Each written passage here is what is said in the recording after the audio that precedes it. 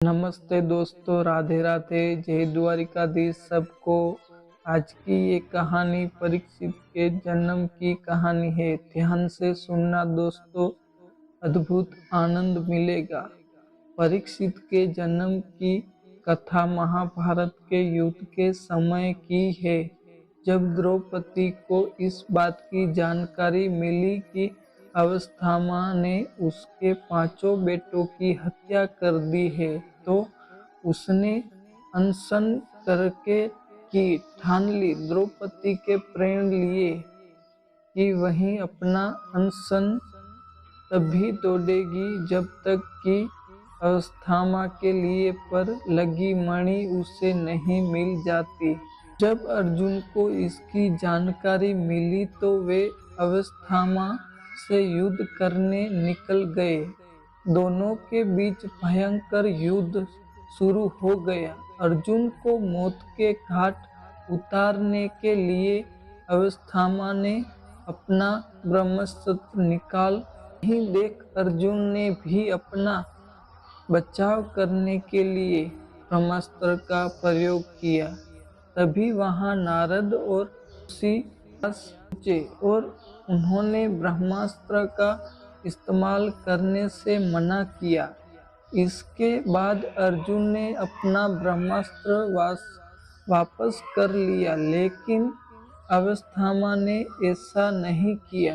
दरअसल अश्वत्थामा 5 पांडवों के कुल 2 नष्ट करना चाहता था, इसीलिए उसने अपने ब्रह्मांड की दिशा बदलकर अभिमन्यु की पत्नी, जो कि गर्भवती थी, उसकी ओर कर दिया। इस पर भगवान कृष्ण ने कहा, अभिमन्यु की पत्नी उत्तरा को परीक्षित नाम का बेटे के जन्म का वरदान मिला है, इसीलिए वहीं जरूर जन्म लेगा। अगर वहां मरा हुआ भी पैदा हुआ तो मैं खुद उसे जीवन दान दूंगा और वहीं बड़ा होकर एक महान सम्राट बनेगा, जबकि तुम 3000 वर्ष तक इस पाप को रहोगे। साथ ही हमेशा तुम्हारे खून से बदबू आते रहेगी और वहीं ऐसे ही बहता रहेगा। यही नहीं, तुम हर प्रकार के बीमारियों से धीरे रहोगे। के बाद अर्जुन ने अश्वत्थामा को रस्सी में बांधा और द्रौपदी के पास ले आया। अश्वत्थामा की हालत देखकर द्रौपदी को दया आ गई और उसके अर्जुन से उसे छोड़ने की अपील की, मगर भगवान कृष्ण ने ऐसा नहीं होने दिया और उन्होंने अर्जुन को आदेश किया कि उसके सिर से मणि निकाल ले और द्रौपदी को दे दे।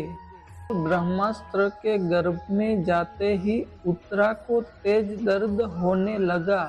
यही देखकर भगवान कृष्ण ने अपना छोटा रूप धारण किया और उत्तरा के गर्भ में दाखिल हो गए। कृष्ण का छोटा रूप एक अंगूठे के बराबर ही था। वे शंख, चक्र, गदा और पद सब कुछ धारण किए हुए थे। उत्तरा के गर्भ में अश्वत्थामा द्वारा छोड़े गए ब्रह्मास्त्र की आग को शांत कर रहे थे। वहीं गर्भ में पल रहा बालक उन्हें देखकर हैरान था कि मेरी माँ के गर्भ में यही कौन घुस गया है। कुछ समय बाद उत्तरा ने अपने बच्चे को जन्म दिया, लेकिन वहीं मृत्यु पैदा हुआ। यही देखकर वहीं रोने लगी। उसने भगवान कृष्ण से कहा, ये नारायण, आपने तो कहा था कि मेरे बेटे पर ब्रह्मास्त्र का असर नहीं होगा और वहीं जीवित ही पैदा होगा, वहीं सालों तक अमर होकर राजा करेगा, लेकिन यही तो मरा पैदा है, इसे जीवित करने की कृपा करो प्रभु। उत्तरा की बात सुनकर भगवान कृष्ण तुरंत प्रसिद्ध गृह में प्रवेश किया और कहा, हे पुत्री, तुम दुखी न हो, तुम्हारा बेटा जरूर जीवित होगा। मैंने खुद इससे जीवन की रक्षा की है। इसके बाद कृष्ण भगवान के मृत्यु बालक पर अमृतीय नजरें डाली और कहा, अगर मैंने जीवन में कभी झूठ का साथ नहीं दिया है और हमेशा ब्रह्मचक्र के नियमों का पालन किया है, कभी किसी लड़ाई में अपनी पीठ नहीं दिखाई है, न ही कभी अधर्म का साथ दिया है, तो अभी इसी समय अभिमन्यु का यही पुत्र जो मरा पड़ा है वहीं जीवित हो जाए।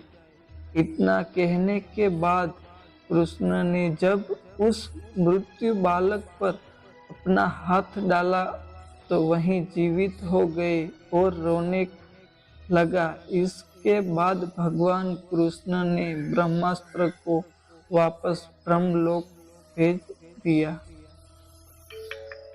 यही चमत्कार देख सभी स्त्रियां आश्चर्यचकित हो गई।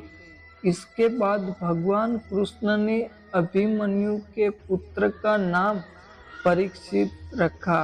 इसके पीछे का कारण था कि वही बालक कुरुकुल के नाश होने पर जन्मा था। वहीं जब युधिष्ठिर वापस आए और उन्हें बालक के जन्म के बारे में पता चले तो वे भी खुशी से झूम उठे। इस खुशी में उन्होंने हाथी, सोने, अग्नि या गाय आदि दान दिए।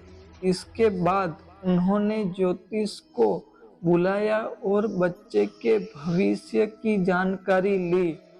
इस पर ज्योतिष ने कहा, यही बालक प्रभु श्री कृष्ण चंद्र का भक्त कल्याण कहलाएगा। यही एक धर्मी, यशस्वी, पराक्रमी, वही दानी होगा। ज्योतिष ने आगे बताया कि जीवन में एक त्रुषि का शाप पाकर गंगा के तट पर यही श्री सुखदेव से आत्मज्ञानी की प्राप्ति करेगा। ज्योतिष की बात सुनकर युधिष्ठिर पर सुख हुए और उन्हें दक्षिणा देकर वहीं से विदा कर दिया। कहानी से सीख। इस कहानी से हमें यही सीख मिलती है कि कभी भी किसी कार्य को छल कपट के साथ नहीं करना चाहिए, इससे हमारा बुरा ही होगा। राधे राधे दोस्तों, वीडियो पसंद आई है तो वीडियो को लाइक, चैनल को सब्सक्राइब और बेल आइकन ऑल पर कर दे। जय जय द्वारिकाधीश।